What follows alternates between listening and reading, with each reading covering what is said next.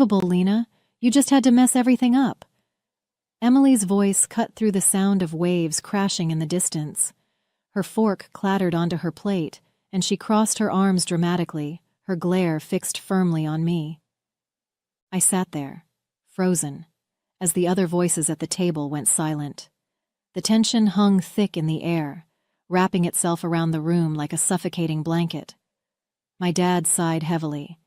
My mom's lips tightened into that thin line she always made when she was trying not to take sides but clearly had already picked one. I stared down at my plate, the shrimp scampi suddenly tasteless, my appetite completely erased by the familiar weight of their judgment. My name is Lena Harper. I'm 35 years old, and for as long as I can remember, I've been the one to blame. Family drama? My fault. Dinner running late? My fault. The weather turning bad on a picnic day? Well, if you asked my mom, she might find a way to pin that on me too. And the worst part? My sister, Emily, always seems to come out of these situations smelling like roses. Emily's always been the star. She's funny, charismatic, and great at making herself look like the victim when things don't go her way. My mom calls it charming. I call it exhausting. But it's the kind of exhausting you learn to live with when you've spent decades as the scapegoat in your own family. I should have seen this coming, the moment where Emily would pin another disaster on me. But somehow, I always hope for better. This particular disaster started 2 days ago when we arrived at the beach resort. It was supposed to be a relaxing family vacation. Time for me, Emily, and our parents to unwind together for a change. I'd even taken the lead on booking everything, the resort, the dinner reservations, and activities. I spent hours researching, comparing reviews, and triple-checking the confirmations to make sure everything was perfect. But when we showed up for our first dinner reservation at the resort's exclusive seafood restaurant, we were told there was no record of our booking. My mom immediately turned to me, her eyes narrowing. "Lena, I thought you said you handled this." "I did," I stammered, pulling up the confirmation email on my phone. "Look, it's right here. I made the reservation weeks ago." "Then why are we standing here with nowhere to sit?" Emily chimed in, her tone dripping with sarcasm. "Great job, Lena." The hostess was apologetic but firm. The reservation had somehow been canceled, and the restaurant was fully booked for the night. We ended up eating burgers at a nearby casual diner, a far cry from the elegant seafood dinner we'd planned, and Emily made sure everyone knew just how upset she was. She kept sighing dramatically, shooting pointed looks in my direction, and muttering under her breath about how this was exactly why she hated letting other people handle things. The next morning wasn't much better. Emily had planned a snorkeling excursion for all of us, her one contribution to the trip, and when we arrived at the meeting point, the guide informed us that the boat had been delayed due to mechanical issues. It wasn't anyone's fault, but that didn't stop Emily from glancing my way and muttering, "Another flawless Lena plan." I wanted to scream. The snorkeling trip wasn't even my responsibility. But years of practice kept me silent. It wasn't worth starting a fight, I told myself. Better to let her vent and move on. But as the day went on, Emily's jabs became sharper, and my parents, true to form, did nothing to stop her. My mom even laughed at one of Emily's comments, saying, "You two need to work on your teamwork." Teamwork? As if this was some shared failure? I bit my tongue, feeling the familiar sting of tears threatening to form, but refusing to let them fall. And now here we were, sitting at a fancy restaurant on our second night. And Emily had decided to officially blame me for ruining the vacation. She leaned forward, her voice rising in pitch as she recounted every single mishap, twisting the narrative to make me look incompetent and careless. "First, we miss our dinner reservation because Lena can't manage to click the confirm button," she said, counting on her fingers for effect. "Then the snorkeling trip's a disaster because—" "What? Did you forget to check the weather or something?" "That's enough, Emily," I said quietly, my voice shaking. I could feel my dad's eyes on me, but he didn't speak up. My mom looked at me like she was waiting for me to apologize. Emily smirked, clearly enjoying the show. "Oh, come on," Emily continued, her tone syrupy sweet. "Don't get defensive. I'm just pointing out the facts. Someone has to." My fingers tightened around the edge of the tablecloth. I could feel the heat rising in my chest, the anger bubbling up like a volcano I'd tried so hard to keep dormant. I'd spent my entire life letting things like this slide, convincing myself it wasn't worth the fight. But this time felt different. This time, I felt something snap. Emily's accusations hung in the air long after dinner ended. My dad leaned back in his chair, rubbing his temples like the entire situation was a headache he couldn't wait to escape. My mom busied herself with the check, avoiding eye contact with me as if by doing so she wouldn't have to pick a side. "I don't understand why this has to be so complicated," my mom finally said, her voice heavy with exasperation. "Lena, you know how important these trips are for our family. Why didn't you double-check everything?" "I did," I snapped, my voice sharper than I intended. Everyone turned to look at me, surprised. "I checked everything, twice. The dinner, the snorkeling, all of it. I don't know how things went wrong, but it wasn't because I didn't try." Emily let out a dramatic sigh. Well, clearly, it wasn't enough. She pushed her chair back and stood up. "I'm going for a walk. Maybe someone else can figure out how to salvage what's left of this trip." She left without another word, leaving the rest of us sitting in awkward silence. My dad glanced at my mom, who shook her head as if to say, "Just drop it." That night, I lay awake in my hotel room, staring at the ceiling. The words Emily had thrown at me replayed in my mind like a broken record. "You just had to mess everything up. This is why we can't rely on you." It wasn't just her words that stung. It was the way my parents had let them hang there, unchallenged. My mom's thinly veiled criticism, my dad's passive silence. It was like they'd already decided I was guilty, even without proof. And why wouldn't they? This wasn't the first time Emily had turned the family against me, and it probably wouldn't be the last. I thought about calling my best friend Lisa. She'd been my sounding board for years, always quick to remind me that I wasn't as alone or as unimportant as my family sometimes made me feel. But it was late, and I didn't want to bother her. Instead, I pulled out my phone and started scrolling through my messages. As I stared at the screen, something caught my eye, a text thread from Emily dated 2 weeks ago. "Hey Lena, can you check the snorkeling thing for me? I'm slammed with work and might have messed something up. Actually, I think I accidentally canceled the dinner reservation too. Can you fix it?" My heart stopped. I scrolled further, rereading every message she'd sent. The more I read, the clearer it became. Emily had been the one to screw up the plans. She'd admitted it outright, then conveniently forgotten to mention it when she started blaming me. Under so much stress, I had forgotten about those messages. The next morning, I couldn't focus on anything.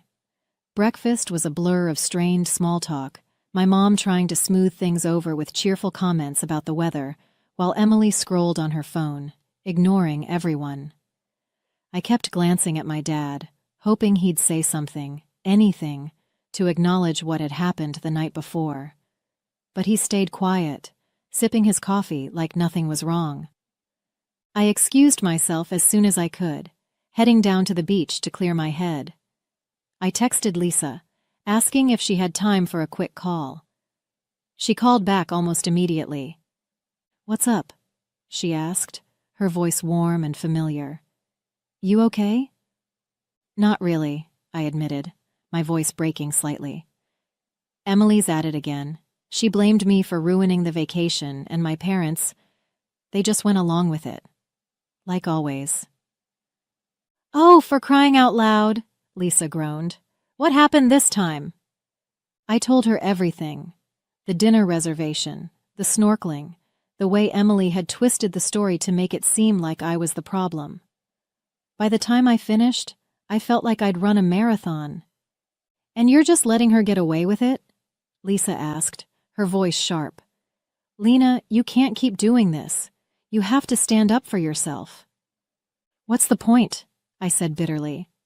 Even if I say something, they'll just take her side. They always do. Not if you have proof, Lisa said. Do you?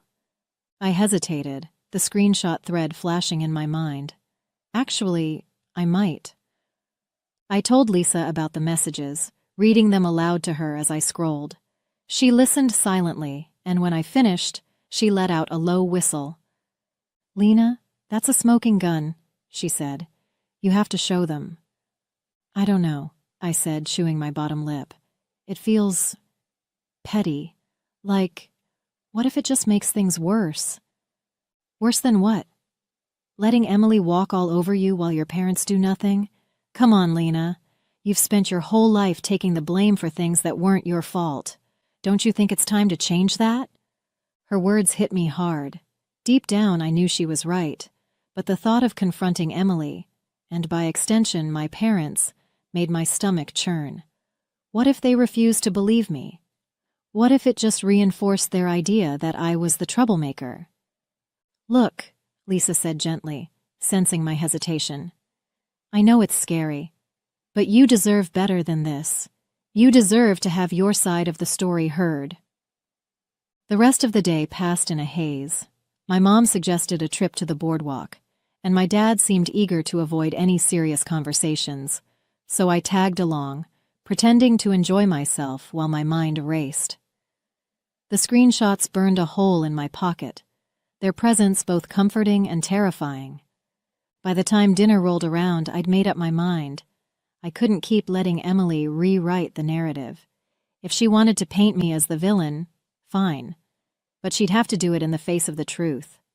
The restaurant was stunning, with floor-to-ceiling windows that offered a breathtaking view of the ocean bathed in golden light. A soft melody played in the background, mingling with the clink of glasses and the hum of conversation. But at our table, the tension was thick enough to cut with a knife. I sat quietly, pushing a piece of salmon around my plate as my mom filled the silence with cheerful comments about how lovely the resort was. My dad nodded occasionally, his focus more on his wine glass than the conversation. Emily, as usual, was the center of attention, recounting some story about work that had both my parents chuckling. It was as if the chaos of the past 2 days had been completely forgotten, or maybe conveniently ignored. And then, just as dessert arrived, Emily turned to me with a smirk. So, Lena, what's your plan for ruining tomorrow's itinerary? Or are we just winging it now? My fork clattered onto my plate, the sound loud enough to draw a few glances from nearby tables. I felt my face flush, the anger bubbling up so quickly that I couldn't stop it. That's enough, Emily, I said, my voice low but firm. She laughed, tilting her head as if she were amused. Oh, come on. Don't get so defensive. I'm just joking. No, you're not, I shot back, my hands trembling slightly as I pushed my plate aside. You've been blaming me for everything that's gone wrong this week, and I'm done pretending it's okay. The table went silent. My mom's eyes widened, her hand halfway to her glass of water. My dad cleared his throat, looking uncomfortable. Emily leaned back in her chair, crossing her arms with a smug expression. Here we go, she said, rolling her eyes. Lena's playing the victim again. I took a deep breath, trying to steady my voice. I'm not playing the victim. I'm just telling the truth. And since you seem to have trouble with that, let me help you out. I pulled my phone from my bag, my heart pounding so hard I thought it might drown out the sound of my own voice. I opened the text thread and placed the phone on the table, the screen facing up. Do you recognize these, Emily? I asked, my voice sharper than I'd ever heard it. You sent me these 2 weeks ago, remember? Her smirk faltered for a moment, but she quickly recovered, reaching for the phone. What are you talking about? My mom leaned forward, squinting at the screen. What is this? It's the truth, I said, my voice steady now. Emily canceled the dinner reservation. She admitted it right here. I tapped the screen, scrolling up to highlight the messages. And the snorkeling trip? That wasn't my fault either. She asked me to fix her mistake, and when I couldn't, she decided to pin it on me instead. My dad's eyes narrowed as he reached for the phone, his face darkening as he read the messages. "Emily," he said slowly, "is this true?" Emily's face turned red, and for a moment she looked genuinely panicked. But then, like clockwork, she put on the wide-eyed, innocent look she always used to get out of trouble. "Dad, come on," she said, her voice trembling slightly. "You know how easy it is to misinterpret texts. I wasn't blaming Lena. I was just venting. It was all a misunderstanding." "Misunderstanding?" I repeated, my voice rising. "You've been blaming me all week, calling me incompetent, making me feel like everything that's gone wrong is my fault, and now you're saying it's a misunderstanding?" "Girls," my mom said, holding up her hands, "let's not turn this into a fight." "It's not a fight," I said, glaring at Emily. "It's the truth. For once, I'm not letting her rewrite the story to make herself look good." Emily's smile wavered as she looked at my dad, her voice softening. "I didn't mean to make things worse. I was stressed, okay? And I might have said things I shouldn't have, but that doesn't mean I don't care about this trip or our family." My dad set the phone down, his expression unreadable. He looked at me, then at Emily, and finally at my mom. "Beth," he said quietly, "I think we've been blind to how much we've been letting this happen." My mom's brow furrowed. "What do you mean?" "I mean," my dad continued, "Lena's been taking the blame for things she didn't do for years. We've let it slide because it was easier than dealing with the truth." For a moment, no one spoke. The only sound was the faint clatter of dishes as a waiter cleared the table next to us. My mom opened her mouth to respond, but hesitated, glancing at me with an expression I couldn't quite read. "Lena," she said finally, her voice soft, "why didn't you say anything sooner?" I let out a bitter laugh. Would it have made a difference? Every time I've tried to defend myself, you've brushed it off or sided with Emily. Why would this time be any different? The weight of my words hung in the air, and for the first time in my life, I saw something crack in my mom's expression. Regret. Maybe even guilt. She reached across the table, her hand resting lightly on mine. "I'm sorry," she said, and though the words felt small compared to the years of frustration I'd carried, they meant more than I expected. Emily shifted uncomfortably in her seat, her eyes darting between our parents and me. "Look, I didn't mean for this to happen," she said, her voice quieter now. "I guess I messed up, okay? I'm sorry, Lena." I stared at her, unsure whether her apology was genuine or just another way to deflect attention. But for once, I didn't care. I wasn't seeking her approval. I'd already found what I needed. The truth, laid bare for everyone to see. The walk back to our hotel was unusually quiet. The sound of the waves crashing in the distance filled the silence as my family seemed lost in their own thoughts. My dad walked beside me, his hands shoved deep into his pockets, while my mom and Emily trailed a few steps behind, their hushed conversation barely audible. For the first time in years, I didn't feel like I was carrying the weight of the world on my shoulders. But that relief was mixed with exhaustion. Speaking up had drained me in ways I hadn't anticipated, and though I felt vindicated, part of me wondered what this would mean for us moving forward. Would anything really change? Or was this just another temporary moment of clarity, destined to fade like all the others? Back at the hotel, my dad motioned for me to join him on the balcony. The view was stunning, the moonlight casting a silver sheen over the ocean, but my mind was too cluttered to appreciate it. "Lena," he began, his voice softer than usual, "I owe you an apology." I turned to look at him, surprised. My dad wasn't the type to admit when he was wrong, not because he didn't care, but because he preferred to keep the peace by letting things blow over.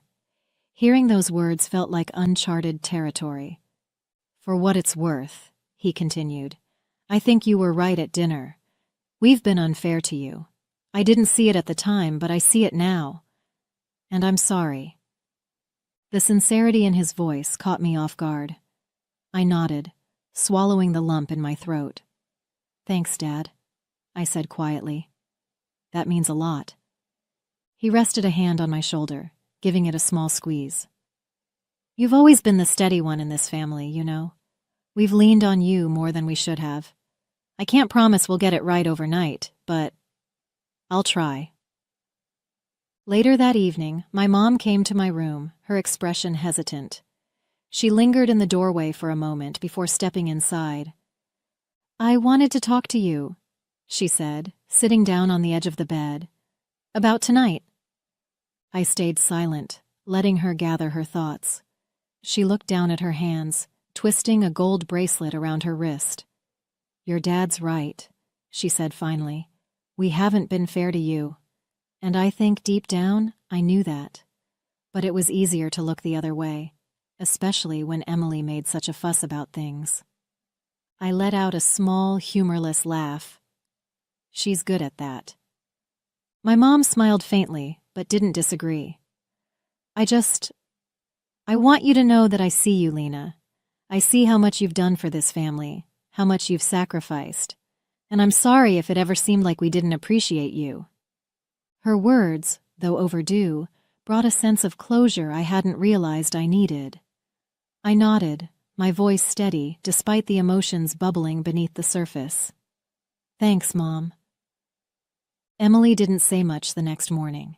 She was unusually quiet at breakfast, keeping her eyes on her plate and her comments to herself. But as we were packing up to leave, she approached me in the hallway, her arms crossed tightly over her chest. Hey, she said, her voice subdued. About last night. I know I screwed up, and I'm sorry. I shouldn't have blamed you for everything. I studied her face, looking for the cracks in her usual armor. For once, she didn't seem defensive or smug, just tired. Maybe even a little ashamed. It's not just about last night, I said carefully. It's about a pattern, Emily. This keeps happening, and I'm not going to let it anymore. She nodded slowly, her eyes dropping to the floor. I get it. I'll try to do better. It wasn't the sweeping apology I'd dreamed of, but it was a start. And for now, that was enough. The weeks after the vacation felt different. Subtle, but different. Emily sent me a few texts, small updates about her day or a funny meme, like she was testing the waters. My parents called more often too, asking about my work and genuinely listening when I talked about my projects. It wasn't a complete transformation. Old habits don't disappear overnight, but it felt like the start of something better.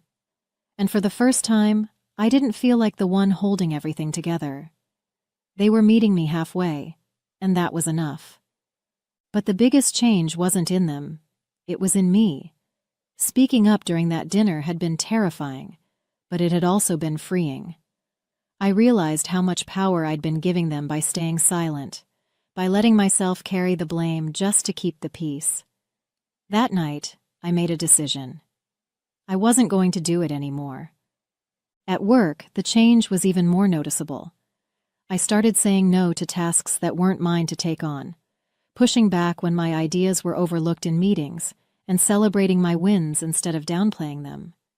It was small things, really. Correcting a colleague when they misattributed my work or taking credit for a project I led.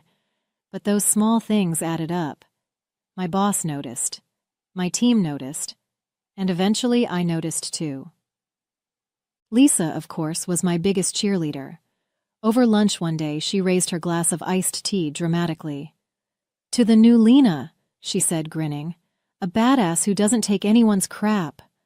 I laughed, clinking my glass with hers. I don't know about badass, but I'm getting there. No, you're already there, she said firmly, and it looks good on you. As for my family, things were still a work in progress. Emily and I weren't suddenly best friends, but we talked more often, and our conversations felt less fraught. My mom still had her moments, like when she asked me to help plan another family event, but this time I set clear boundaries. "I'm happy to help," I told her, "but I'm not taking the lead on this. Let Emily handle it." She paused for a moment, then nodded. "Fair enough," she said. And just like that, a weight I hadn't even realized I was carrying lifted from my shoulders. One evening, as I sat on my balcony watching the sunset, I found myself reflecting on the journey that had brought me here. The girl who had once bitten her tongue and let others dictate her story felt like a stranger now. I wasn't that person anymore. I was someone who spoke up, someone who set boundaries, someone who knew her worth. And the best part? I didn't need anyone else to validate that worth. Not Emily, not my parents, not anyone.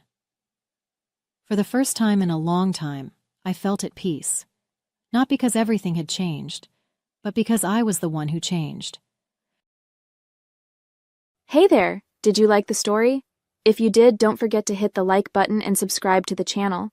It helps us a lot and makes sure you won't miss out on more great stories we share here. Thank you for watching, and we'll see you in the next one.